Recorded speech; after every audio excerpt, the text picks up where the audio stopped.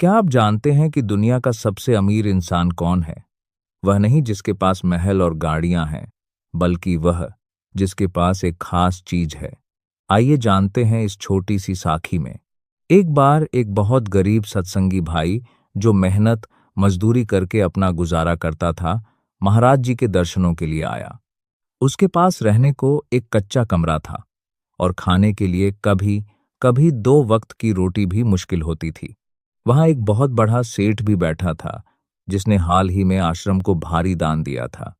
सेठ को अपनी दौलत पर थोड़ा ना था। उसने महाराज जी से अर्ज की, हुजूर, इस गरीब भाई की हालत देखकर दुख होता है। अगर आप कहें तो मैं इसके लिए कुछ रुपयों का इंतजाम कर दूं। महाराज जी ने मुस्कुराते हुए उस गरीब सत्संगी से पूछा, भाई, क्या तुम्हें किसी चीज की कमी है? क्या तुम चाहते हो कि ये सेठ जी तुम्हारी मदद करें? सत्संगी भाई ने हाथ जोड़कर बड़ी विनम्रता से कहा, हुजूर, मुझे किसी चीज की कमी नहीं। मेरे पास तो दुनिया का सबसे बड़ा खजाना है। सुबह उठकर नाम का सिमरन करता हूँ, दिन भर आपकी याद में रहता हूँ और रात को चैन की नींद सोता हूँ। जिसके पास आपके चरणों का प्यार और नाम की दौलत है, उसे किसी और की क्या जरूरत? महाराज जी ने सेठ की तरफ देखा और कहा, भाई, असली अमीरी बैंक बैलेंस में नहीं, बल्कि संतोष, सैटिस्फैक्शन और गुरु के भरोसे में है। यह भाई नाम के खजाने से मालामाल है, जबकि कई अमीर लोग रात को नींद की गोली लेकर सोते हैं। पुराने समय की बात है, एक बहुत बड़े संत के आश्रम में दूर दूर से विद्वान लोग सत्संग सुनने आते थे। उन्हीं के बीच एक अनपढ़ किसान भी आता था। उसे न तो कोई शास्त्र ज्ञान था और न ही उसे कठिन शब्द समझ आते थे। उसे बस अपने सतगुरु के चेहरे से और उनके वचनों की मिठास से प्यार था। बाकी विद्वान शिष्य अक्सर उस अनपढ़ किसान का मजाक उड़ाते थे। वे कहते, इसे तो नाम का सही उच्चारण भी नहीं आता, ये भला रूहानियत के मार्ग पर क्या चलेगा? मुख्य घटना, एक दिन संत ने सभी शिष्यों की परीक्षा लेने की सोची। उन्होंने सबको बुलाकर कहा, कल सुबह जो कोई भी मुझे सबसे सुंदर और कीमती चीज लाकर देगा, मैं उसे अपनी विशेष कृपा दूंगा। अगले दिन कोई सोने की मोहरें लाया, कोई रेशमी वस्त्र लाया और विद्वान शिष्य ऊंचे ऊंचे श्लोक लिखकर लाए। लेकिन वह अनपढ़ किसान खाली हाथ आया। उसकी आंखों में आंसू थे और वह थर थर कांप रहा था। जब उसकी बारी आई तो उसने बिलखते हुए कहा, हुजूर, मैं आपके लिए कुछ भी कीमती नहीं ला सका। मैं बहुत गरीब और अनपढ़ हूं। कल पूरा दिन मैं यही सोचता रहा कि आपके लायक क्या लाऊं। मुझे कुछ नहीं मिला, सिवाय अपनी इस टूटी हुई झोपड़ी की मिट्टी और आपके चरणों की याद के। उसने अपने फटे हुए कपड़े के कोने में बंधी थोड़ी सी मिट्टी संत के चरणों में रख दी और कहा, महाराज, मेरे पास बस यही मेरा अक्स अस्तित्व है, मुझे स्वीकार कर लो। निष्कर्ष, संत अपने सिंहासन से उठे और उन्होंने उस अनपढ़ किसान को गले लगा लिया। उन्होंने संगत से कहा, तुम सब दुनियावी वस्तुएं लाए हो जो आज हैं और कल खत्म हो जाएंगी, लेकिन यह शिष्य अपनी मैं अहंकार को मिट्टी बनाकर लाया है। इसने शब्दों को नहीं, शब्द देने वाले को ही मांग लिया है। विद्वान शिष्यों का सिर शर्म से झुक गया। उन्हें समझ आ गया कि मालिक को चालाकी और किताबी ज्ञान से नहीं, बल्कि सच्ची लगन और मासूमियत से पाया जाता है। सीख, राधा स्वामी मार्ग प्रेम का मार्ग है। यहाँ डिग्री या पढ़ाई काम नहीं आती, यहाँ केवल हृदय की तड़प और गुरु के प्रति अटूट प्रेम ही रूह को मालिक के घर तक पहुंचाता है। दोस्तों, क्या आपने कभी गौर किया है, जब हमारे फोन में ऐप्स पुरानी हो जाती हैं या सिस्टम स्लो होने लगता है, तो हमारे पास एक नोटिफिकेशन आता है, अपडेट अवेलेबल। हम तुरंत फाई ढूंढते हैं और सॉफ्टवेयर अपडेट कर लेते हैं ताकि फोन हैंग ना हो। पर क्या कभी आपने अपने मन का सॉफ्टवेयर अपडेट किया है? संगत जी, आज के दौर की एक बात है। एक नौजवान लड़का जो हमेशा तनाव और चिंता में रहता था, एक दिन महाराज जी के पास गया। उसने पूछा, महाराज जी, मेरे पास सब कुछ है, अच्छी नौकरी, लेटेस्ट गैजेट्स, दोस्तों की भीड़, फिर भी मन हमेशा हैंग क्यों रहता है? छोटी छोटी बातों पर गुस्सा और बेचैनी क्यों होती है? महाराज जी ने बहुत ही प्यारा और आधुनिक जवाब दिया।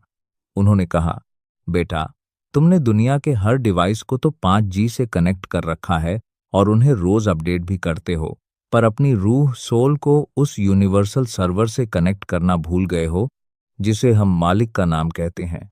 उन्होंने समझाया कि जैसे मोबाइल की बैटरी रोज खत्म होती है और उसे चार्ज करना पड़ता है, वैसे ही हमारे मन की ऊर्जा भी दिन भर की भाग दौड़ और फालतू की बातों में खत्म हो जाती है। अगर हम सिमरन की चार्जिंग नहीं करेंगे तो हमारा सिस्टम नेगेटिव थॉट्स से भर जाएगा और क्रैश हो जाएगा। आज की सीख, द लेसन, रोज सुबह और शाम सिर्फ थोड़ा समय निकालकर अपने इंटरनल सॉफ्टवेयर को सिमरन से अपडेट करें। फिर देखिए आपका पूरा दिन बिना किसी बफरिंग तनाव के कितना स्मूथ और खुशनुमा निकलता है। क्या कभी आपने सोचा है कि जब पूरी दुनिया डूब रही हो तो एक इंसान का घर सूखा कैसे रह सकता है? क्या यह सिर्फ किस्मत थी या किसी अदृश्य शक्ति का पहरा? आइए जानते हैं इस सच्ची घटना से। घटना का वर्णन। एक बार की बात है, एक शहर में भयंकर बाढ़ आई। हर तरफ हाहाकार मचा था। लोग अपनी जान बचाने के लिए ऊंचे स्थानों की ओर भाग रहे थे। उसी शहर में एक सत्संगी भाई की छोटी सी किराने की दुकान थी। जब पानी दुकान की सीढ़ियों तक पहुंच गया तो पड़ोसियों ने चिल्लाकर कहा, भाई, सब छोड़ो और भागो, वरना डूब जाओगे। लेकिन उस सत्संगी के चेहरे पर डर की जगह एक अनोखी मुस्कान थी। उन्होंने बस इतना कहा, जिसने ये सांसें दी हैं वही इनकी रक्षा भी करेगा। मैं अपने मालिक की राह में राशि हूं। रहस्यमयी सुरक्षा। वे दुकान के अंदर एक स्टूल पर बैठ गए और आंखें बंद कर राधा स्वामी नाम का सुमिरन करने लगे। पानी बता गया, यहां तक कि सड़क पर खंकी गाड़ियां तैरने लगीं।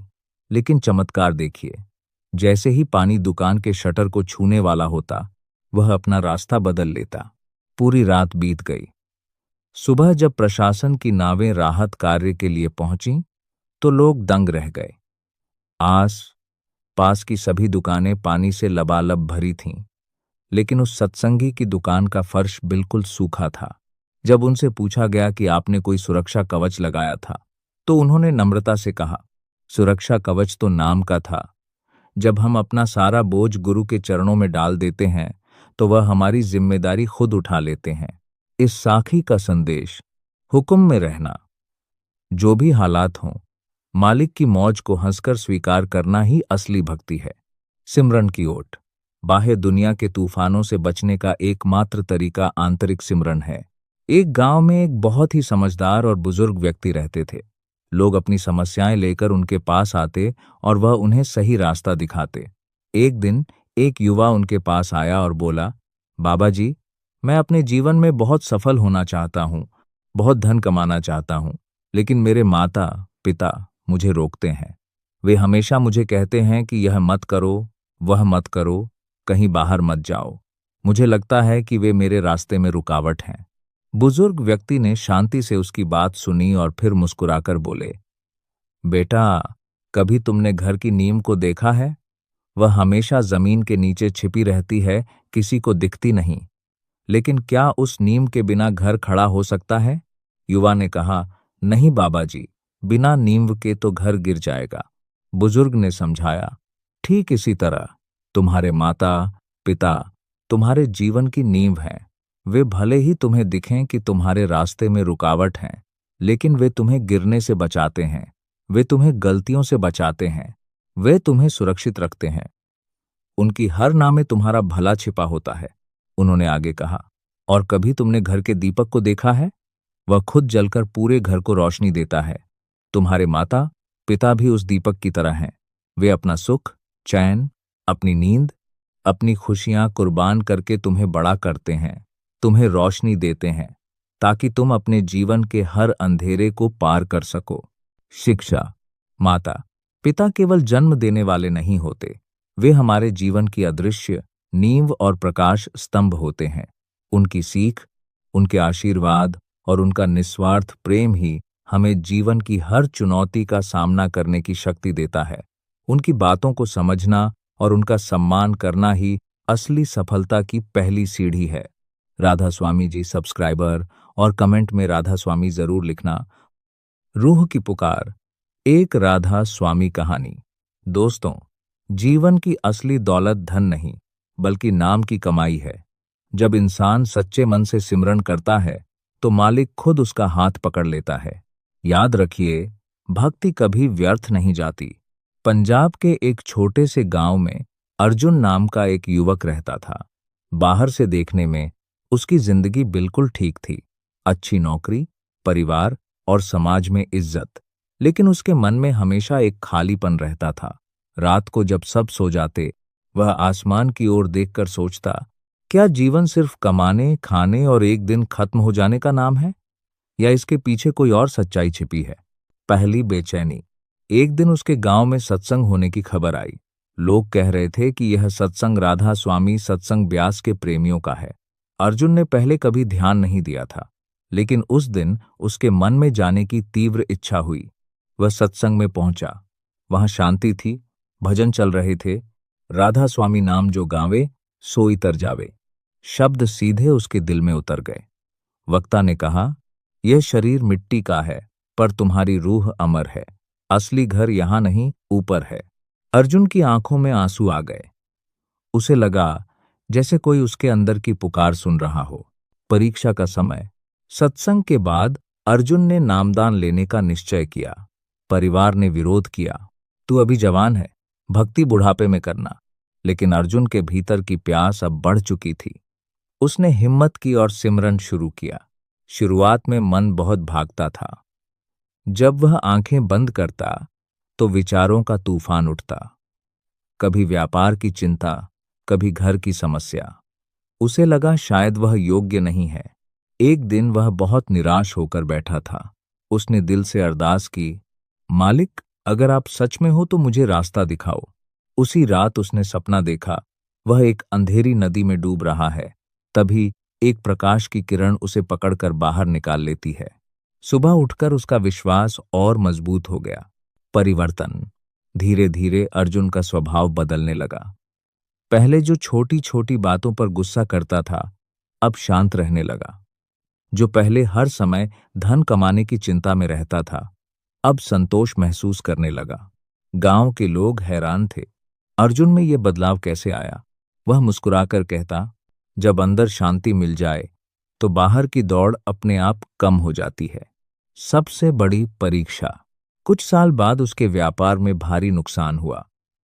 घर की हालत फिर डगमगाने लगी। परिवार ने ताना मारा, देखा भक्ति ने क्या दिया। उस रात अर्जुन फिर ध्यान में बैठा। आंसू बह रहे थे, पर इस बार शिकायत नहीं थी, सिर्फ समर्पण था। अचानक उसके भीतर से आवाज आई, जो कुछ होता है तेरी भलाई के लिए होता है, विश्वास रख। कुछ महीनों बाद परिस्थिति सुधरने लगी। उसे नई दिशा मिली, नया काम मिला।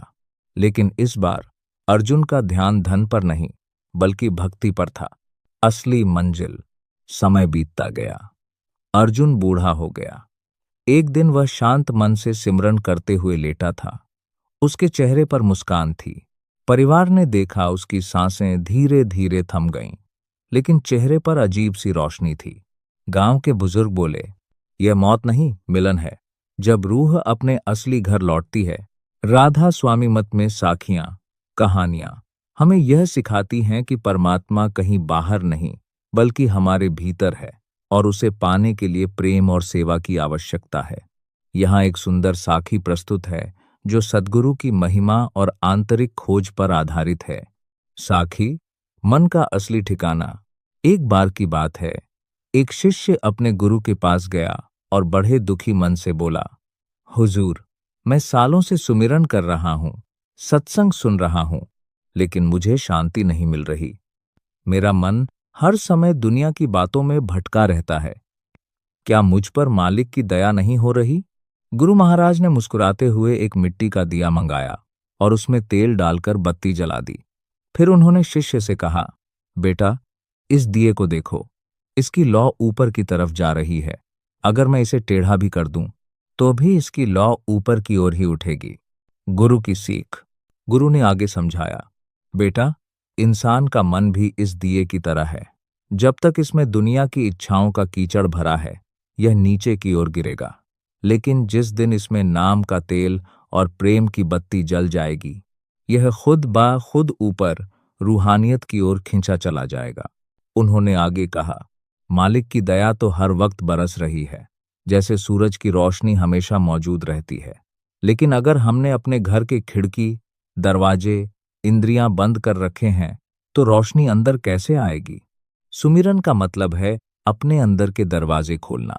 साखी का सार। इस साखी से हमें यह शिक्षा मिलती है कि परमात्मा को ढूंढने के लिए कहीं दूर जाने की जरूरत नहीं, वह हमारे अंदर ही है।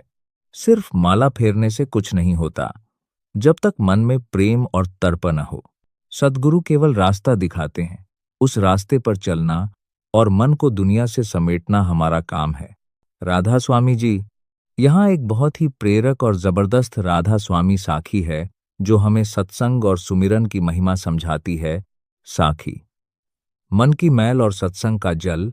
एक बार एक प्रेमी सत्संगी महाराज जी के पास आया और हाथ जोड़कर बोला, महाराज जी, मैं बरसों से सत्संग सुन रहा हूं, सुमिरन भी करने की कोशिश करता हूं, लेकिन मुझे लगता है कि मुझ में कोई सुधार नहीं हो रहा। मेरा मन वैसा ही गंदा है जैसा पहले था। क्या मेरा सत्संग में आना बेकार जा रहा है? महाराज जी मुस्कुराए और उसे एक फटी हुई पुरानी टोकरी दी जिसमें बहुत सारे छेद थे। महाराज जी ने कहा, जाओ, पास के दरिया से इसमें पानी भर कर लाओ। सत्संगी हैरान था कि इस फटी टोकरी में पानी कैसे आएगा, लेकिन गुरु का हुक्म मानकर वह दरिया पर गया। उसने पानी भरा, लेकिन जैसे ही वह महाराज जी के पास पहुंचता, टोकरी खाली हो जाती। उसने 10 बार कोशिश की, पर हर बार टोकरी खाली। गुरु का अनमोल ज्ञान। वह थक हार कर वापस आया और बोला, महाराज जी, इस टोकरी में पानी रुक ही नहीं सकता, मेरी सारी मेहनत बेकार गई। महाराज जी ने प्रेम से कहा, बेटा, ऐसा नहीं है, जरा टोकरी को ध्यान से देखो। उसने देखा कि वह टोकरी, जो पहले कोयले जैसी काली और धूल से भरी थी, बार बार पानी में डूबने के कारण अब बिल्कुल साफ, सुथरी और चमकदार हो गई थी। उसके सारे छेद साफ हो गए थे। साखी का सार। महाराज जी ने समझाया, सत्संग और सुमिरन का भी यही हाल है। भले ही तुम्हें लगे कि तुम्हारे अंदर कुछ रुक नहीं रहा या तुम्हें कोई नजारा नहीं दिख रहा, लेकिन जब तुम बार बार सत्संग के जल में अपने मन को डुबोते हो, तो तुम्हारे अंदर के जन्म जन्म के पाप और विकार धीरे धीरे धुलने लगते हैं। सीख। सुमिरन कभी खाली नहीं जाता। जैसे पानी टोकरी को साफ कर गया, वैसे ही गुरु के शब्द और नाम की कमाई हमारे मन को निर्मल कर देती है। बस विश्वास रखकर लगे रहो। राधा स्वामी जी। साखी। अनमोल श्वास और मालिक की मौज। एक नया दृष्टिकोण। एक बार एक प्रेमी शिष्य बहुत परेशान था। उसके पास सब कुछ था, अच्छा कारोबार, परिवार और सुख सुविधाएं, लेकिन उसे हमेशा लगता था कि उसके पास सेवा और सिमरन के लिए वक्त नहीं है। वह हमेशा सोचता कि जब वह रिटायर हो जाएगा और जिम्मेदारियां कम होंगी, तब जी भरकर भक्ति करेगा। एक दिन वह महाराज जी के पास गया और पूछा, हुजूर, मैं दिन रात मेहनत करता हूं ताकि मेरा भविष्य सुरक्षित हो, क्या यह गलत है? महाराज जी का जवाब। महाराज जी ने मुस्कुराते हुए उसे एक पुरानी घड़ी, वॉच, दिखाई जो रुक चुकी थी। उन्होंने कहा, भाई, इस घड़ी को देखो, इसने कल का वक्त दिखाने का वादा किया था, पर यह आज ही रुक गई। इंसान का शरीर भी वैसा ही है, आज ही रुक गई। सीख। महाराज जी ने समझाया कि हम कल की तैयारी में इतने व्यस्त हैं कि उस आज को भूल जाते हैं जो मालिक ने हमें सिमरन के लिए दिया है। उन्होंने एक अनमोल बात कही, जैसे एक व्यापारी अपने हर पैसे का हिसाब रखता है, वैसे ही एक गुरसिक को अपने हर श्वास सांस का हिसाब रखना चाहिए। क्या पता अगला श्वास अंदर जाए और बाहर ना आए। वह शिष्य समझ गया कि भक्ति बुढ़ापे का इंतजार नहीं करती, वह तो हर उस पल में है जो हम मालिक की याद में बिताते हैं, चाहे हम काम कर रहे हों या घर पर हों। हम सत्संग सुनते हैं, सेवा करते हैं, फिर भी मन शांत क्यों नहीं होता? महाराज जी कहते हैं कि मालिक तो चींटी के पैरों की आहट भी सुन लेता है, तो क्या वो हमारी पुकार नहीं सुन रहा, या हमारी पुकार में ही कोई कमी है? एक बार एक जिज्ञासु व्यक्ति एक संत के पास गया और पूछने लगा, महाराज, दुनिया में इतने लोग गुरु बनाते हैं, फिर भी उन्हें शांति क्यों नहीं मिलती? क्या गुरु मिल जाने के बाद भी परमात्मा को पाना मुश्किल है? संत ने मुस्कुराते हुए कहा, भाई, गुरु मिलना तो केवल शुरुआत है। असली बात यह है कि तुम गुरु के पास किस रूप में जाते हो। आध्यात्मिक यात्रा की 3 सीढ़ियां होती हैं: विद्यार्थी, शिष्य और भक्त। 1. विद्यार्थी। संत ने समझाया कि ज्यादातर लोग गुरु के पास केवल विद्यार्थी बनकर जाते हैं। विद्यार्थी का नाता सिर्फ दिमाग और जानकारी से होता है। वह शास्त्रों की बातें रट लेता है, तर्क वितर्क करता है, लेकिन अपने अहंकार को नहीं छोड़ता। वह पानी के बारे में जानना तो चाहता है, पर प्यास बुझाने के लिए पानी पीना नहीं चाहता। ऐसे लोगों के लिए गुरु केवल एक शिक्षक बनकर रह जाता है और परमात्मा का द्वार नहीं खुलता। 2. शिष्य। जब इंसान के भीतर सच्ची तर्प जगती है, तब वह शिष्य बनता है। शिष्य का नाता हृदय से होता है। वह सिर्फ जानकारी नहीं चाहता, वह अनुभव चाहता है। वह गुरु के सामने झुकना जानता है।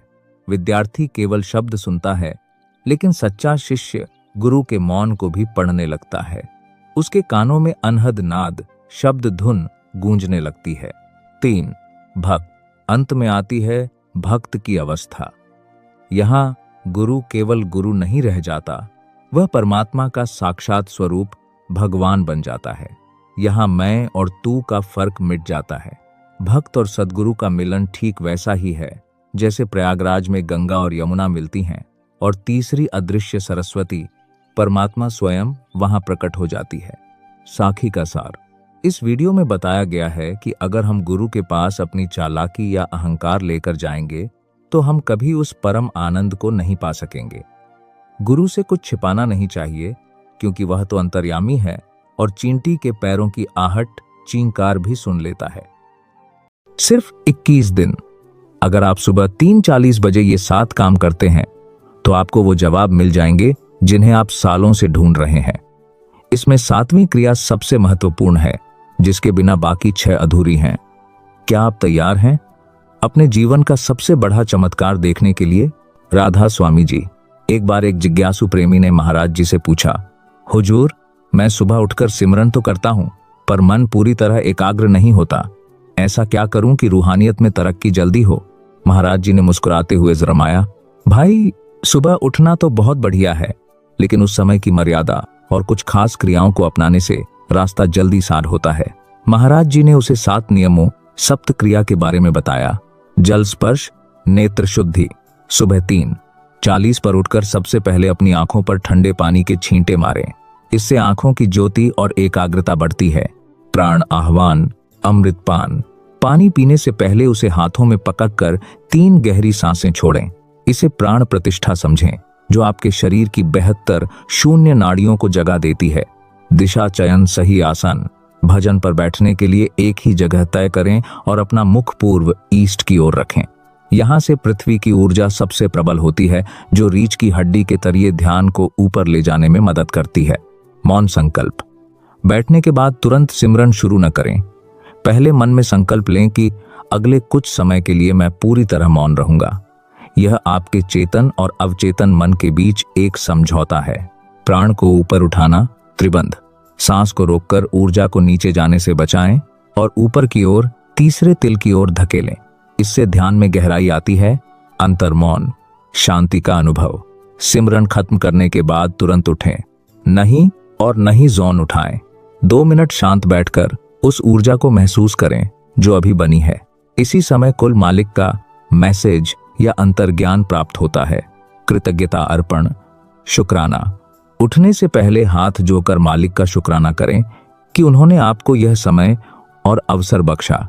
शुक्राना करने से रूहानी कंपन, वाइब्रेशंस ऊंची होती हैं। महाराज जी ने कहा, जो जीव 21 दिन तक लगातार इन क्रियाओं के साथ अभ्यास करेगा, उसे अपने सवालों के जवाब अपने अंदर से ही मिलने शुरू हो जाएंगे। वह प्रेमी इन वचनों को सुनकर निहाल हो गया और उसने श्रद्धा के साथ इसे अपने जीवन में उतार लिया। मैं कल से शुरू करूंगा, जरूर लिखें। वीडियो को लाइक करें और अपने सत्संगी भाई बहनों के साथ शेयर करें। राधा स्वामी जी। क्या आप जानते हैं कि कमरा शांत होने के बावजूद आपके मन के अंदर इतना शोर क्यों होता है? आज की साखी आपको इसका असली कारण बताएगी। साखी। गूंजता कमरा और शांत कोना। एक बार एक सत्संगी सेवादार बहुत परेशान होकर महाराज जी के पास गया। उसने कहा, हुजूर, मैं घंटों सुमिरन मेडिटेशन में बैठता हूँ, मोबाइल भी दूर रख देता हूँ, कमरा भी शांत होता है, फिर भी मेरे अंदर विचारों का इतना शोर होता है कि मुझे शांति महसूस नहीं होती।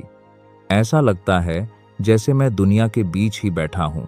महाराज जी ने उसे एक खाली कमरे में ले जाने को कहा और दीवार पर हाथ मारते हुए पूछा, इसकी आवाज कैसी है? सेवादार बोला, हुजूर, खाली कमरा है इसलिए आवाज बहुत गूंज रही है।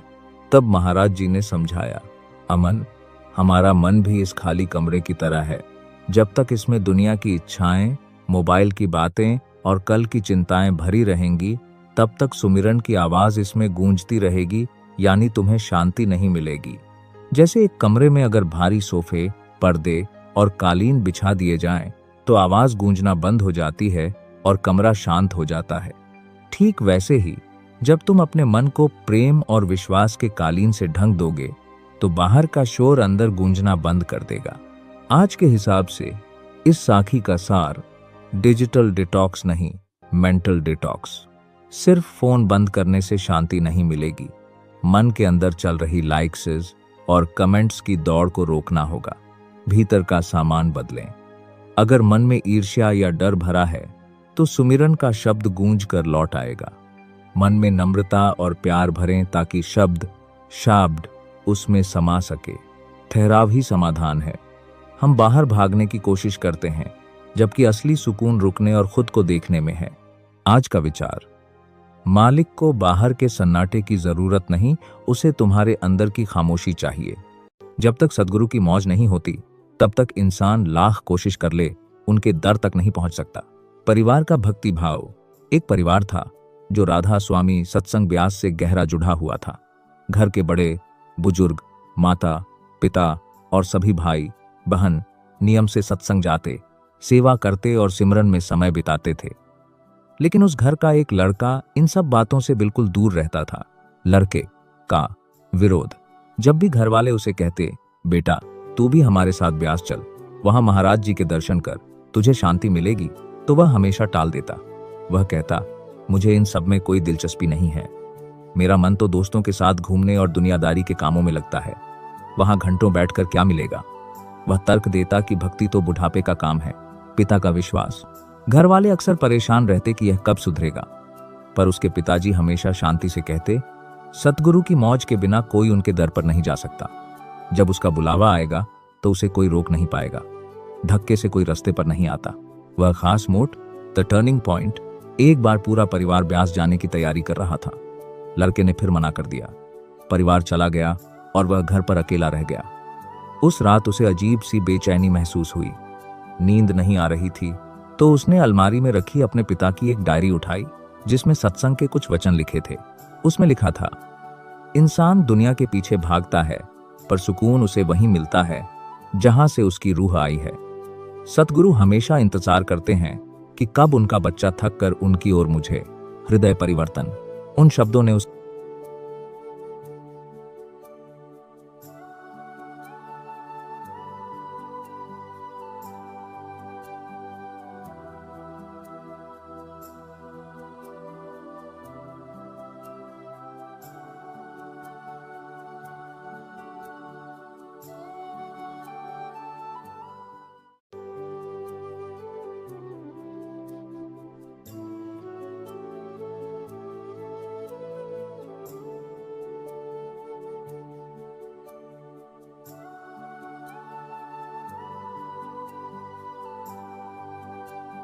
एक छोटे शहर में रहने वाला एक युवक रोज सुबह जल्दी उठकर भजन सुमिरन करने का निश्चय करता था। लेकिन अक्सर देर तक मोबाइल चलाने के कारण उसकी नींद पूरी नहीं होती और वो देर से उठता। फिर वो खुद को कोसता, मैं कभी पक्का प्रेमी नहीं बन पाऊंगा। एक दिन उसने ठान लिया कि अब से अमृत वेला उठेगा। अलार्म लगाया, लेकिन रात को काम के कारण देर हो गई। सुबह आंख खुली तो समय निकल चुका था। वो घबराया, उसे ऑफिस भी जाना था और बस का समय भी हो चुका था। जल्दी जल्दी तैयार होकर दौड़ा, पर बस उसके सामने से निकल गई। वो बहुत दुखी हुआ। मन में आया, आज तो सब खराब हो गया, न भजन ठीक से हुआ, न बस मिली। मायूस होकर वो वापस घर लौटा। सोचा, अब आधा घंटा है, क्यों ना शांति से बैठकर सुमिरन कर लूं। वो चुपचाप बैठ गया।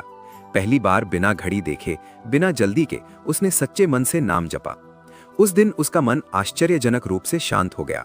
कुछ देर बाद उसे खबर मिली कि वही बस रास्ते में खराब हो गई थी और यात्रियों को काफी परेशानी हुई। ये सुनकर उसकी आंखें भर आईं।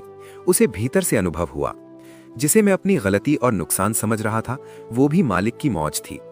शाम को सत्संग में उसने सुना, मालिक की रजा में राजी रहना ही सच्ची भक्ति है। जो होता है भले के लिए होता है। उस दिन युवक ने समझ लिया कि भक्ति केवल नियम निभाने का नाम नहीं, बल्कि हर परिस्थिति में मालिक की रजा को स्वीकार करने का नाम है। संदेश: कभी कभी जो बात हमें हानि लगती है, वही हमारी रक्षा और उन्नति का कारण बनती है। सच्चा प्रेमी वही है जो हर हाल में कह सके, जो तेरी मौज। राधा स्वामी। जीवन की डोर और सद्गुरु की ओट। एक समय की बात है, लुधियाना के पास के एक गांव में एक सत्संगी भाई रहते थे। वे रोजाना अपनी नौकरी के लिए शहर जाया करते थे। एक सुबह जब वे बस में बैठकर काम पर जा रहे थे, तो उनके मन में अचानक बड़े जोर से सिमरन करने का विचार आया। उन्होंने अपनी आंखें बंद की और पूरी एकाग्रता के साथ मालिक के नाम का जाप करने लगे। बस अपनी तेज रफ्तार में हाईवे पर दौड़ रही थी। अचानक सामने से आते हुए एक भारी ट्रक का टायर फट गया। ट्रक अनियंत्रित होकर सीधा बस की तरफ आने लगा। ड्राइवर ने बस को बचाने की बहुत कोशिश की, लेकिन टक्कर इतनी जोरदार थी कि बस सड़क किनारे एक पेड़ से जा टकराई और पलट गई। कुदरत का करिश्मा। चारों तरफ चीख पुकार मच गई। बस की खिड़कियां टूट चुकी थीं और लोग बुरी तरह घायल थे। लेकिन वो सत्संगी भाई, जो बस की बीच वाली सीट पर बैठे सिमरन कर रहे थे, उन्हें खरोंच तक नहीं आई। जब वे बस से बाहर निकले तो उन्होंने देखा कि उनके आसपास की सीटें पूरी तरह पिचक चुकी थीं, मगर उनकी जगह सुरक्षित रही। शिक्षा। वहां खड़े लोग इसे एक चमत्कार मान रहे थे। सत्संगी भाई की आंखों में आंसू थे। उन्हें समझ आ गया कि मौत और दुर्घटना कभी भी बताकर नहीं आती। ये तो कुल मालिक की दया थी कि उस समय उनका मन सिमरन में लगा हुआ था। इस साखी से हमें ये शिक्षा मिलती है: अकाल मृत्यु का भय। संसार में हम कभी भी सुरक्षित नहीं हैं, केवल परमात्मा का नाम ही सच्ची ढाल है। सिमरन की शक्ति। जब हम मालिक को याद रखते हैं तो वो कठिन से कठिन घड़ी में भी हमारे अंग संग रहता है। नश्वरता। बस और ट्रक का वो हादसा ये याद दिलाता है कि ये जीवन कागज की नाव जैसा है, इसलिए हर पल उस मालिक का शुक्राना करना चाहिए। धुर की बाणी आई, तिनी सगली चिंत मिटाई। एक बार एक सत्संगी बहन बाबा जी के दर्शनों के लिए गई। उसके मन में बहुत सारे सवाल थे, बहुत सारी परेशानियां थी जिन्हें वो बाबा जी के सामने रखना चाहती थी। वो कई दिनों से सोच रही थी कि जब बाबा जी सामने आएंगे तो वो उनसे ये पूछेगी, वो कहेगी। आखिरकार उसे बाबा जी से बात करने का मौका मिला। जैसे ही वो बाबा जी के सामने खड़ी हुई और अपनी बात शुरू की, उसकी आंखों से आंसुओं की धारा बहने लगी। उसने बस इतना कहा, बाबा जी, और फिर सिसकियां लेने लगी। वो अपना सवाल पूरा ही नहीं कर पा रही थी। बाबा जी ने बड़े प्यार से उसकी ओर देखा और मुस्कुराते हुए बोले, पुत्र, रोना क्यों, दिल छोटा नहीं करते। उसने रोते रोते कहा, बाबा जी, मैं आपसे बहुत कुछ पूछना चाहती हूँ, पर जब भी आपको देखती हूँ या आपसे बात करने की कोशिश करती हूँ तो गला भर आता है और मैं रोने लगती हूँ। समझ नहीं आता कि ये आंसू क्या है। बाबा जी ने बहुत ही रूहानी अंदाज में फरमाया, पुत्र, ये आंसू बेमतलब नहीं होते। जब जुबान खामोश हो जाती है तो रूह बात करना शुरू करती है। जिसे तुम सवाल कह रही हो वो तो मन की उलझने हैं, लेकिन ये आंसू तुम्हारी रूह की पुकार हैं। मालिक को तुम्हारे शब्दों की जरूरत नहीं, वो तो तुम्हारे भाव देखता है। जब बंदा मालिक के प्यार में रोता है तो वे आंसू उसके पिछले जन्मों के मैल को धो देते हैं। बाबा जी ने आगे समझाया कि सद्गुरु से बात करते समय अगर शब्द ना भी निकलें तो फिक्र न करो। सद्गुरु अंतर्यामी है, वो तुम्हारे अनकहे सवालों के जवाब भी जानता है। बस सिमरन बढ़ाओ और भरोसा रखो, वो हमेशा अंग संग है। उस बहन का मन एकदम शांत हो गया। उसे समझ आ गया कि उसके आंसू उसकी कमजोरी नहीं, बल्कि बाबा जी के प्रति उसका बेपनाह प्यार थे। कुछ अनमोल वचन प्रेरणा के लिए। भाव प्रधान है। मालिक को रिझाने के लिए ऊंचे बोल नहीं, बल्कि साफ दिल और प्रेम भरे आंसू काफी हैं। सिमरन की ताकत। जब मन व्याकुल हो तो सिमरन ही वो जरिया है जो हमें अंदर से मजबूत बनाता है। सहारा। बाबा जी हमेशा कहते हैं कि जो कदम उनकी तरफ बढ़ता है वे थामने के लिए तैयार खड़े हैं। क्या आप भी कहते हैं कि सुमिरन के लिए समय नहीं मिलता? रुकिए, आज की ये साखी आपकी सोच बदल देगी। एक बार एक नौजवान सत्संगी भाई महाराज जी के पास गया। वो अपनी नौकरी और परिवार की जिम्मेदारियों में बहुत फंसा हुआ था। उसने बड़े दुखी मन से अरदास की, हुजूर, मैं सुबह से रात तक काम में लगा रहता हूँ, थककर चूर हो जाता हूँ। सुमिरन यानी भजन बंदगी के लिए बैठता हूँ तो नींद आ जाती है या मन भटकने लगता है। मुझे सुमिरन के लिए बिल्कुल समय नहीं मिलता, मैं क्या करूँ? महाराज जी ने उसकी बात शांति से सुनी और फिर उससे एक साधारण सा सवाल पूछा, बेटा क्या तुम रोज खाना खाते हो? नौजवान ने कहा, जी हुजूर, बिल्कुल खाता हूँ। महाराज जी ने फिर पूछा, क्या तुम रोज सोते हो? नौजवान बोला, जी महाराज जी, नींद तो बहुत जरूरी है। तब महाराज जी ने मुस्कुराते हुए कहा, देखो बेटा, शरीर के लिए खाना और नींद जरूरी है, इसलिए तुम उसके लिए समय निकाल ही लेते हो। बात समय की नहीं, प्राथमिकता यानी प्रायोरिटी की है। तुम मोबाइल देखते हो, अखबार पढ़ते हो, दुनियादारी की बातें करते हो, इन सब के लिए समय निकल आता है क्योंकि तुम इन्हें जरूरी समझते हो। महाराज जी ने आगे समझाया, जैसे मोबाइल की बैटरी चार्ज करने के लिए उसे रोज प्लग में लगाना पड़ता है, वैसे ही रूह यानी आत्मा की बैटरी चार्ज करने के लिए सुमिरन जरूरी है। अगर तुम सुबह उठकर सबसे पहले 15-20 मिनट भी पूरे मन से सुमिरन करो तो पूरे दिन का काम आसान हो जाएगा। मालिक ये नहीं देखता कि तुमने कितने घंटे बिताए, वो तुम्हारी कोशिश और तड़प देखता है। नौजवान को अपनी गलती समझ आ गई। उसे एहसास हुआ कि समय नहीं है, सिर्फ मन का एक बहाना था। उसने उसी दिन से संकल्प लिया कि वो दुनिया के हर काम से पहले अपने मालिक के लिए समय निकालेगा। इस साखी से शिक्षा, ये साखी हमें सिखाती है कि भक्ति के लिए समय बचता नहीं है, बल्कि समय निकालना पड़ता है। सुमिरन बोझ नहीं, बल्कि जीवन की शक्ति है। एक बार एक सत्संगी युवक अपने गुरु महाराज के पास गया। वो युवक सॉफ्टवेयर इंजीनियर था। उसने बड़े विनम्र भाव से पूछा, हुजूर, हम दुनिया में इतनी तरक्की कर रहे हैं, नई नई तकनीक और मोबाइल फोन आ गए हैं जो पल भर में हमें दुनिया से जोड़ देते हैं। क्या रूहानियत यानी स्पिरिचुअलिटी में भी कोई ऐसी तकनीक है जिससे हम तुरंत कुल मालिक से जुड़ सकें?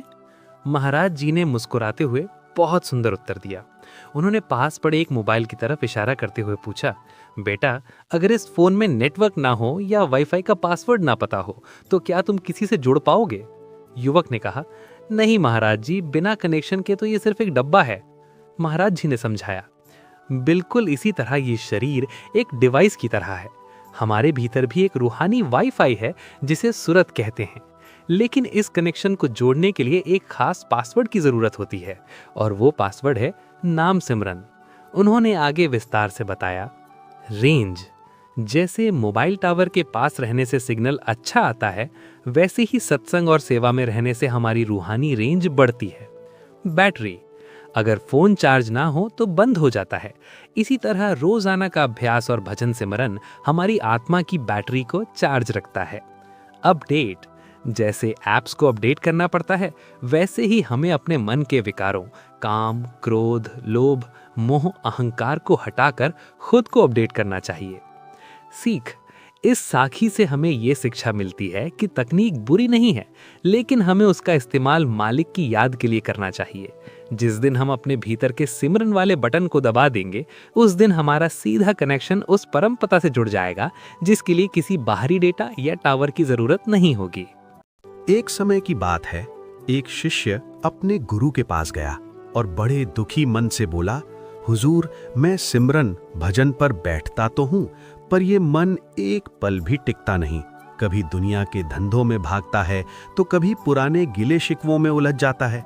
मैं इसे कैसे काबू करूं? गुरु महाराज मुस्कुराए और उन्होंने शिष्य को अपने साथ बगीचे में चलने को कहा। वहां एक ऊंचे पेड़ पर बहुत सारे पंछी चहचहा रहे थे। गुरु ने कहा, देखो, ये मन भी इन पंछियों की तरह है। अगर तुम इन्हें डंडे से डराकर उड़ाओगे तो ये थोड़ी देर बाद वापस आ जाएंगे। अगर तुम इन्हें पिंजरे में बंद करोगे तो ये फड़फड़ाते रहेंगे और दुखी होंगे। शिष्य ने पूछा, तो फिर इन्हें शांत कैसे किया जाए? गुरु महाराज ने जमीन पर थोड़े से अमृत के समान मीठे दाने डाल दिए। देखते ही देखते सारे पंछी नीचे उतर आए और बड़े चाव से दाने चुगने लगे। अब ना कोई शोर था, ना कोई हलचल। शिक्षा, गुरु ने समझाया, बेटा, मन को जबरदस्ती रोकने से वो कभी नहीं रुकता। इसे दुनिया के फीके स्वादों से हटाकर नाम के रस में लगाना पड़ता है। जब इसे शब्द की धुन और मालिक के प्रेम का मीठा रस मिलने लगता है तो ये अपने आप शांत होकर अंतर में टिक जाता है। जैसे पंछी दाने के लोभ में जमीन पर उतर आते हैं, वैसे ही मन नाम की मिठास पाकर बाहर भटकना छोड़ देता है। राधा स्वामी जी। एक बार एक प्रेमी सत्संगी महाराज जी के पास गया और विनती की, हुजूर, मैं पिछले 10 सालों से लगातार सेवा कर रहा हूँ, लेकिन मुझे वो अंदरूनी शांति महसूस नहीं हो रही जिसके बारे में सत्संग में बताया जाता है। क्या मेरी सेवा स्वीकार नहीं हो रही? महाराज जी ने मुस्कुराकर उससे एक सवाल पूछा, जब तुम सेवा करते हो तो तुम्हारे मन में क्या चलता है? प्रेमी ने कहा, हुजूर, मैं बस ये सोचता हूँ कि मेरी वजह से काम कितनी जल्दी और अच्छी तरह से हो रहा है। सब लोग मेरी तारीफ करते हैं कि मैं कितनी मेहनत करता हूँ। महाराज जी का वचन। महाराज जी ने बहुत ही प्यारी बात समझाई। भाई, जब तक मैं बीच में है तब तक वो यानी कि मालिक नजर नहीं आएगा। सेवा वो नहीं जो दुनिया को दिखाने के लिए की जाए या जिसमें अहंकार हो कि मैं कर रहा हूँ। सच्ची सेवा वो है जो बिल्कुल गुप्त हो, जिसमें करने वाला खुद को मिटा दे और सिर्फ मालिक की रजा में रहे। साखी की सीख। इस साखी से हमें ये अनमोल शिक्षा मिलती है। निष्काम सेवा। सेवा हमेशा बिना किसी फल या प्रशंसा की इच्छा के करनी चाहिए। अहंकार का त्याग। जब तक हम अपने आपे को नहीं मिटाते तब तक हमें रूहानी सुकून नहीं मिल सकता। सिमरन और सेवा। सेवा करते समय अगर जुबान और मन पर सिमरन हो तो वो सेवा सीधा मालिक के दरबार में मंजूर होती है। एक बार की बात है, दिल्ली से एक प्रेमी जिज्ञासु श्रद्धालु ब्यास दरबार में महाराज जी के दर्शन के लिए आया। वो काफी समय से मानसिक परेशानी और घर की उलझनों से जूझ रहा था। उसके मन में कई सवाल थे और वो चाहता था कि महाराज जी से मिलकर अपना दुख साझा करे। जब उसकी बारी आई तो उसने महाराज जी के आगे विनती की, हुजूर, मैं दिल्ली से आया हूँ और मेरा मन बिल्कुल शांत नहीं रहता। घर में हमेशा तनाव रहता है और कारोबार में भी मन नहीं लगता। मैं बहुत भटक चुका हूँ। महाराज जी ने बड़े प्रेम से मुस्कुराते हुए उससे एक बहुत ही गहरी बात कही। उन्होंने फरमाया, भाई, तुम दिल्ली से ब्यास तक का सफर करके यहाँ आए हो, लेकिन क्या कभी अपने अंदर का सफर शुरू किया? महाराज जी ने उसे विस्तार से समझाया। अंदर की शांति। हम दुनिया भर में सुकून ढूंढते हैं, कभी शहर बदलते हैं तो कभी लोग, लेकिन असली शांति हमारे अंदर ही है। भजन सिमरन। जब तक हम रोजाना सिमरन नहीं करते, हमारा मन बाहर की दुनिया की फिजूल बातों में भटकता रहेगा। भागने से कुछ नहीं होगा। दिल्ली हो या ब्यास, अगर मन मैला है तो कहीं भी सुकून नहीं मिलेगा। सुकून तब मिलेगा जब हम मालिक की मौज में रहना सीख लेंगे। वो आदमी महाराज जी के वचन सुनकर निहाल हो गया। उसे समझ आ गया कि उसकी परेशानी की वजह बाहर के हालात नहीं बल्कि उसके अंदर की अशांति थी। वो दिल्ली वापस तो गया, लेकिन इस बार एक नए विश्वास और नियमित भजन सिमरन के संकल्प के साथ। सीख। ये साखी हमें ये सिखाती है कि दुनिया के कामों से वक्त निकालकर अपने अंदर बैठे उस परमात्मा से जुड़ना ही हर दुख का इलाज है। एक बार की बात है, एक सत्संगी भाई अपने गुरु के दर्शन करने के लिए बहुत दूर से पैदल चलकर आ रहा था। उसके मन में गुरु के प्रति अपार प्रेम और श्रद्धा थी। जब वो आश्रम पहुंचा तो उसने देखा कि गुरु महाराज अपने बगीचे में पौधों को पानी दे रहे थे। जैसे ही उसने गुरु के चरण स्पर्श किए, गुरु महाराज ने उसकी ओर देखा और मुस्कुराते हुए कहा, बेटा तुम आ गए, बहुत अच्छा हुआ। जाओ, उस सामने वाली दीवार के पास खड़े हो जाओ और जब तक मैं न कहूं वहां से हिलना मत। वह शिष्य बिना कोई सवाल किए, बिना अपनी थकान की परवाह किए सीधा जाकर दीवार के पास खड़ा हो गया। दोपहर की कड़ी धूप थी, फिर शाम हुई और धीरे धीरे रात हो गई। आश्रम के अन्य सेवादारों ने उसे देखा और कहा, भाई, गुरु महाराज तो अपने विश्राम कक्ष में चले गए हैं, तुम यहाँ क्यों खड़े हो? चलो खाना खा लो। शिष्य ने नम्रता से उत्तर दिया, मेरे गुरु ने मुझे यहाँ खड़े रहने को कहा है और जब तक उनका आदेश नहीं आता मैं यहाँ से 1 इंच भी नहीं हिलूंगा। अगली सुबह जब गुरु महाराज बाहर आए तो उन्होंने देखा कि वह शिष्य अभी भी वहीं खड़ा है। गुरु महाराज उसके पास गए और उसे गले से लगा लिया। उनकी आंखों में प्रेम के आंसू थे। उन्होंने कहा, बेटा, मैं तो तेरी परीक्षा ले रहा था कि क्या तेरा मन मेरी आज्ञा के आगे झुकता है या अपनी बुद्धि लगाता है। शिक्षा। इस साखी से हमें यह सीख मिलती है कि आध्यात्म के मार्ग पर बुद्धि से ज्यादा विश्वास और आज्ञा पालन की महत्ता है। जब हम अपना अहं त्याग कर पूरी तरह गुरु के चरणों में समर्पित हो जाते हैं, तब परमात्मा की दया के द्वार अपने आप खुल जाते हैं। एक सत्संगी ने गुरु से पूछा, मेहनत बहुत करता हूं, फिर भी बरकत क्यों नहीं होती? गुरु ने जो जवाब दिया उसने उसकी पूरी जिंदगी बदल दी। एक बार एक सत्संगी भाई बहुत उदास होकर गुरु महाराज के पास पहुंचा।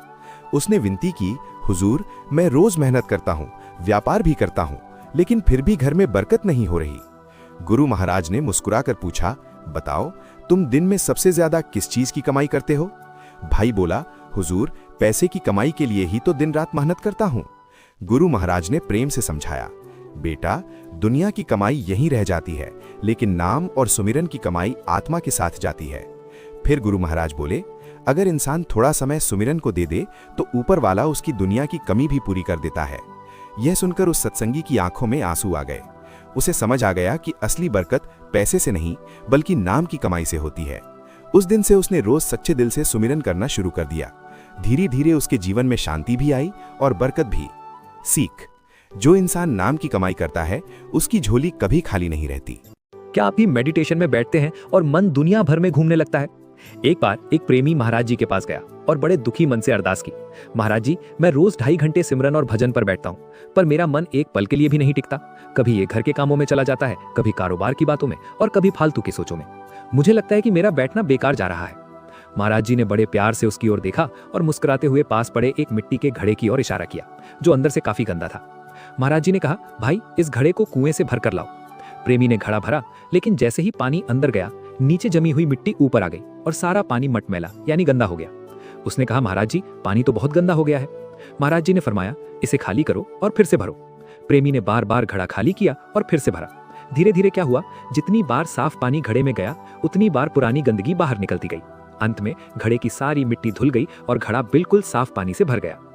साखी की शिक्षा: महाराज जी ने समझाया, हमारा मन भी इसी घड़े की तरह है। जन्मों जन्मों के संस्कार और दुनियावी ख्यालों की मिट्टी इसमें जमी हुई है। जब तुम सिमरन की धारा इसमें डालते हो तो शुरू में मन और भी ज्यादा हलचल करता है, सारी गंदगी ऊपर आ जाती है, लेकिन इसका मतलब ये नहीं कि तुम्हारा बैठना बेकार है। तुम बस अपना फर्ज निभाते रहो, साफ पानी यानी सिमरन डालते रहो। एक दिन ये मन बिल्कुल साफ हो जाएगा और उसमें शब्द यानी ध्वनात्मक नाम की आवाज साफ सुनाई देने लगेगी। ध्यान के लिए कुछ अनमोल वचन। सिमरन मन को दुनिया से काटता है। जब भी मन भटके उसे फिर से नाम की पुनरावृत्ति पर लगा दे। ध्यान: अपनी आंतरिक दृष्टि को दोनों आंखों के बीच यानी तीसरे तिल पर टिकाने की कोशिश करें। जोर नहीं लगाना, बस प्यार से वहां बैठना है। भजन: जो अनहद नाद या रूहानी आवाज अंदर से आ रही है उसे सुनने की कोशिश करें। यही वो चुंबक है जो आत्मा को ऊपर खींचती है। राधा स्वामी जी, साथ संगत जी, आज की साखी एक ऐसे कलेजे को चीर देने वाले सच की है जिसे सुनकर किसी की भी रूह कांप जाए। ये कहानी है एक ऐसे बदनसीब बेटे की जिसने अपनी ही माँ के हाथों अपना सब कुछ खो दिया और फिर बाबा जी के चरणों में आकर उसे क्या जवाब मिला। साखी का मुख्य भाग। सत्संग का पावन माहौल था। हजारों की भीड़ में एक नौजवान खड़ा हुआ। उसकी आंखों में बेइंतहा दर्द था और आवाज कांप रही थी। उसने भरे गले से बाबा जी के सामने अपनी दास्तान सुनाई। बंदा: बाबा जी, मेरी माँ ने मेरी पसंद की शादी को कभी स्वीकार नहीं किया। नफरत की आग उनके दिल में इतनी गहरी थी कि जब मेरे घर नन्हा बच्चा पैदा हुआ तो उन्होंने उसे जानवर वाला जहरीला टीका लगाकर मार डाला। ये सुनते ही पूरे सत्संग घर में सन्नाटा छा गया। हर किसी की आंखें नम हो गईं। उस बंदे ने आगे कहा, बाबा जी, मुझे पता चल गया था कि कातिल मेरी अपनी माँ ही है।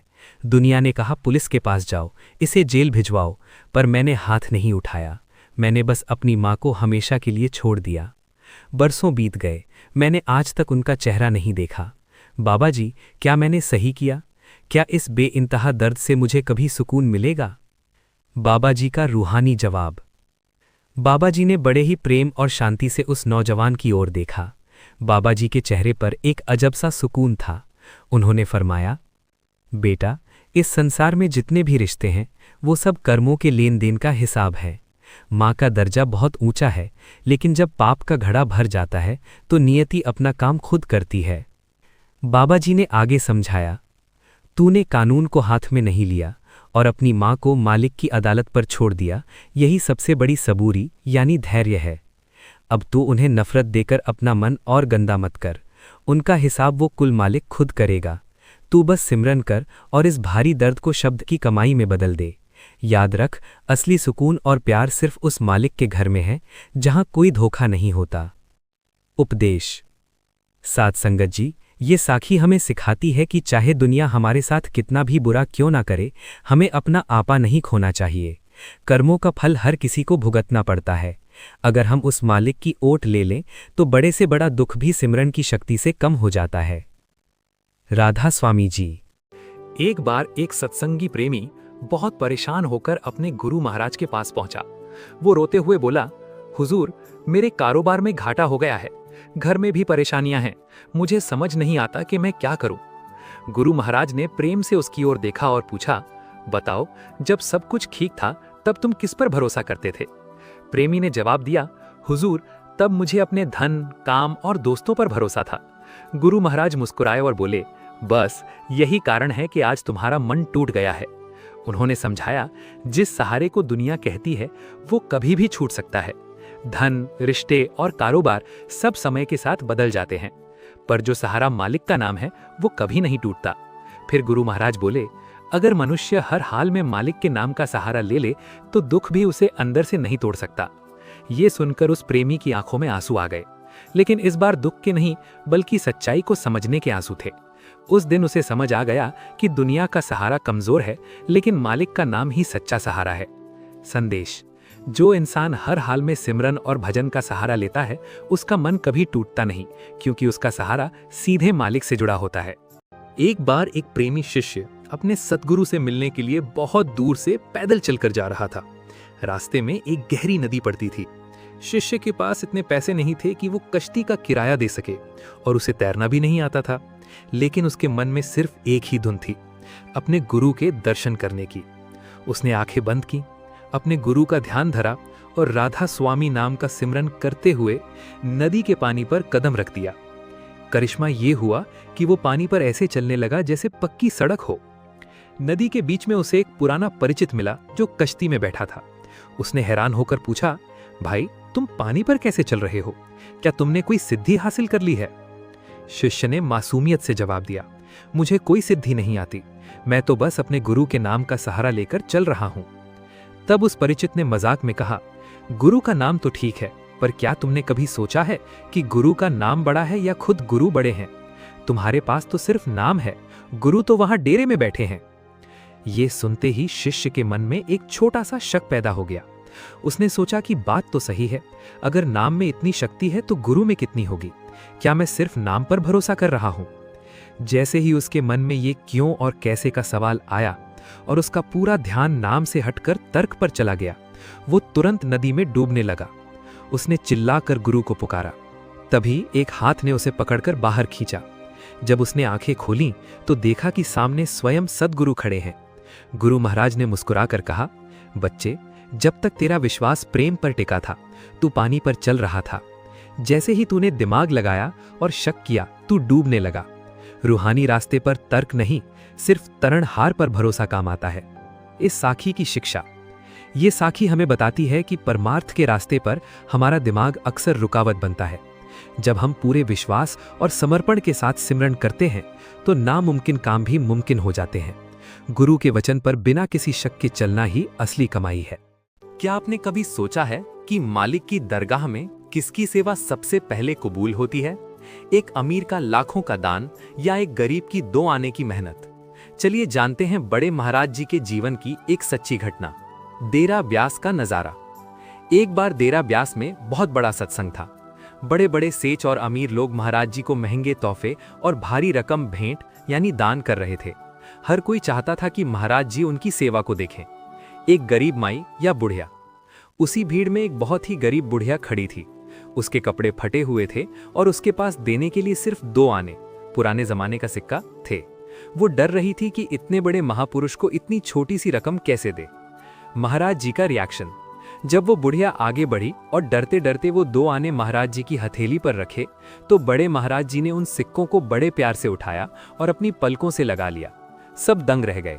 महाराज जी ने फरमाया, माई, तुम्हारी ये 2 आने की सेवा उन सब लाखों से भारी है, क्योंकि तुमने अपना सब कुछ यानी टोटल सेविंग्स मालिक के चरणों में रख दिया है।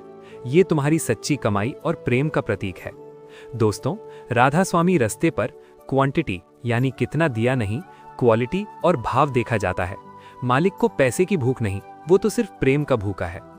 अगर आपको बड़े महाराज जी की ये दाया पसंद आई तो कमेंट में राधा स्वामी जी लिखें और इस वीडियो को उन सब के साथ शेयर करें जो सच्चाई की राह पर हैं। क्या आपने कभी सोचा है, जब आप सुमिरन में रोते हैं तो क्या आपकी पुकार सच में सद्गुरु तक पहुंचती है? एक समय की बात है, एक प्रेमी शिष्य अपने शहर से दूर एक एकांत स्थान पर रहता था। वो रोजाना नियम से सुमिरन करता था, लेकिन उसके मन में हमेशा एक टीस रहती थी कि क्या उसकी पुकार वाकई सद्गुरु तक पहुंच रही है। उसे लगता था कि वो तो इतना छोटा और गुनहगार है, भरा वक्त के मालिक का ध्यान उस पर कैसे जाएगा। शिष्य की व्याकुलता। एक रात सुमिरन के दौरान उसका मन बहुत अशांत हो गया। उसे लगा कि वो बरसों से मेहनत कर रहा है, लेकिन उसे अंदर की शांति महसूस नहीं हो रही। उसने रोते हुए मन ही मन गुरु से कहा, महाराज जी, अगर आप मेरी रग रग के वाकिफ हैं तो क्या आपको मेरी तड़प सुनाई नहीं देती? क्या मेरा प्रेम इतना कच्चा है कि आप एक बार भी झलक नहीं दिखाते? निराशा में उसने सुमिरन छोड़ दिया और सोचा कि शायद वो इस मार्ग के काबिल ही नहीं है। सद्गुरु का चमत्कार। अगले ही दिन सत्संग घर में अचानक ये खबर फैली कि गुरु महाराज बिना किसी पूर्व सूचना के उस छोटे से शहर की संगत से मिलने आ रहे हैं। जब महाराज जी वहां पहुंचे तो हजारों की भीड़ उमड़ पड़ी। वो प्रेमी शिष्य भी एक कोने में खामोश खड़ा था। उसे अपनी कल की बात पर शर्मिंदगी महसूस हो रही थी। तभी महाराज जी की कार रुकी। वे गाड़ी से उतरे और सुरक्षा कर्मियों के घेरे के बावजूद सीधे उस कोने की तरफ चल दिए जहां वो प्रेमी खड़ा था। भीड़ को चीरते हुए महाराज जी उसके सामने आकर रुक गए। प्रेम का उत्तर। शिष्य की आंखों से आंसू बहने लगे। महाराज जी ने बड़ी कोमलता से उसकी ओर देखा और मुस्कुराते हुए धीमे स्वर में कहा, बच्चे, जब तू सुमिरन में बैठता है और तेरी आंख से एक आंसू गिरता है तो उसकी गूंज सचखंड तक पहुंचती है। तुझे लगता है कि तू मुझे याद कर रहा है, लेकिन सच तो ये है कि मैं तुझे उससे कहीं ज्यादा याद करता हूँ। डोर उधर से खिंचती है तभी इधर हलचल होती है। शिष्य को अपने सवाल का जवाब मिल गया। उसे समझ आ गया कि गुरु कभी अपने बच्चे को अकेला नहीं छोड़ते, बस हमें सब्र और अटूट विश्वास की जरूरत होती है। इस साखी की सीख। ये साखी हमें सिखाती है कि सुमिरन कभी बेकार नहीं जाता।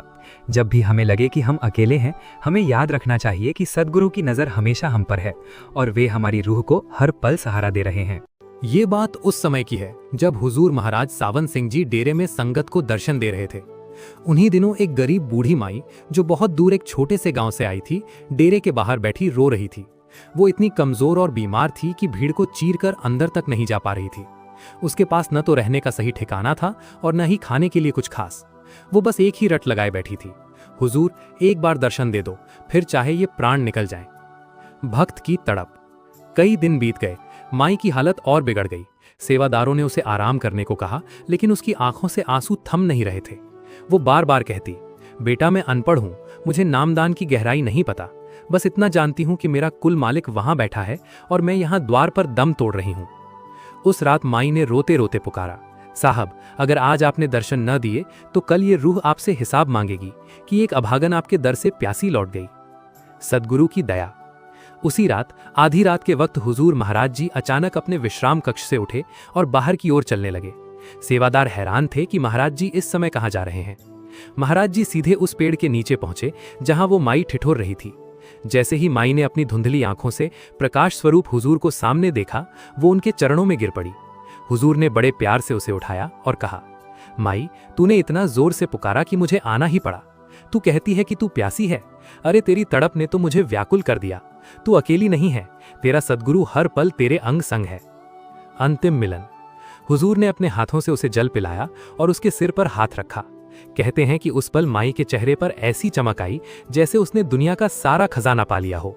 कुछ ही पलों बाद हुजूर की गोद में सिर रखे हुए ही उस माई ने अपने प्राण त्याग दिए। हुजूर की आंखों में भी नमी थी। उन्होंने सेवादारों से कहा, इसकी रूह बहुत ऊंची थी, इसने मुझे मजबूर कर दिया कि मैं सब नियम तोड़कर इसके पास आऊं। यही सच्चा प्रेम है। सीख। ये साखी हमें सिखाती है कि सद्गुरु केवल महलों या ऊंचे मंचों पर नहीं मिलते, वे तो उस हृदय में रहते हैं जहां सच्ची तड़प और निस्वार्थ प्रेम होता है। अगर भक्त का प्रेम सच्चा हो तो मालिक को खुद चलकर आना ही पड़ता है। राधा स्वामी जी। कभी कभी सद्गुरु हमारी परीक्षा ऐसे लेते हैं जिसकी हमें उम्मीद भी नहीं होती। एक बार एक गरीब सत्संगी रोज सत्संग में आया करता था। वो हर दिन पीछे बैठकर बड़े प्रेम से सिमरन करता था। एक दिन किसी ने उससे पूछा, तुम इतने गरीब हो फिर भी रोज यहाँ क्यों आते हो? वो मुस्कुराकर बोला, मैं यहाँ धन लेने नहीं, शांति लेने आता हूँ। तभी पास बैठे एक बुजुर्ग बोले, जिसे नाम की दौलत मिल जाए वो दुनिया का सबसे अमीर इंसान होता है। सच्ची दौलत पैसा नहीं, सद्गुरु का नाम और मन की शांति है। जब जीवन में सब कुछ गलत होने लगे तब श्री कृष्ण की ये एक बात याद रखना, जीवन में कभी कभी ऐसा समय आता है जब सब कुछ गलत होने लगता है, मेहनत करने के बाद भी सफलता नहीं मिलती। ऐसे समय में ज्यादातर लोग हार मान लेते हैं, लेकिन श्री कृष्ण कहते हैं कि कर्म करते रहो, फल की चिंता मत करो, क्योंकि समय हमेशा एक जैसा नहीं रहता। अगर तुम हार नहीं मानोगे तो एक दिन सफलता जरूर मिलेगी। राधा स्वामी जी। सत्संग और सेवा का मार्ग प्रेम का मार्ग है, लेकिन कभी कभी सेवा करते करते इंसान के मन में मैं यानी अहंकार आ जाता है। एक बार एक बहुत सेवाभावी शिष्य के मन में विचार आया कि मैं कितनी सेवा करता हूँ, शायद ही कोई दूसरा इतनी मेहनत करता होगा। अपनी इसी दुविधा को लेकर वो गुरु महाराज के पास पहुंचा और हाथ जोड़कर पूछा, हुजूर, मैं दिन रात इतनी सेवा करता हूँ, क्या मुझे इसका पूरा फल मिलेगा? अंतर्यामी गुरु महाराज उसकी मनः स्थिति को तुरंत समझ गए। उन्होंने मुस्कुराते हुए जमीन से एक पत्थर उठाया और शिष्य को देते हुए बोले, इसे तोड़कर देखो, इसके भीतर क्या है। जैसे ही शिष्य ने पत्थर तोड़ा, वो दंग रह गया। उस बंद पत्थर के भीतर एक छोटा सा जीवित मेंढक बैठा था और वहां थोड़ा सा पानी भी मौजूद था। गुरु महाराज ने बड़े प्यार से समझाया, देखो, इस बंद पत्थर के भीतर भी उस मालिक ने उस जीव के लिए भोजन और पानी का प्रबंध किया है। वो मेंढक तो वहां कोई सेवा नहीं कर रहा था, फिर भी उसका पालन हो रहा है। उन्होंने आगे सिखाया कि जब हम ये सोचते हैं कि मैं सेवा कर रहा हूं, तो वहां अहंकार आ जाता है। असल में सेवा करने का अवसर मिलना भी उस मालिक की ही अपार दया है। सच्ची सेवा वही है जो बिना किसी दिखावे के निष्कपट और निरहंकार भाव से की जाए। हमें तो बस एक जरिया बनना है, करता तो वो खुद है। राधा स्वामी जी।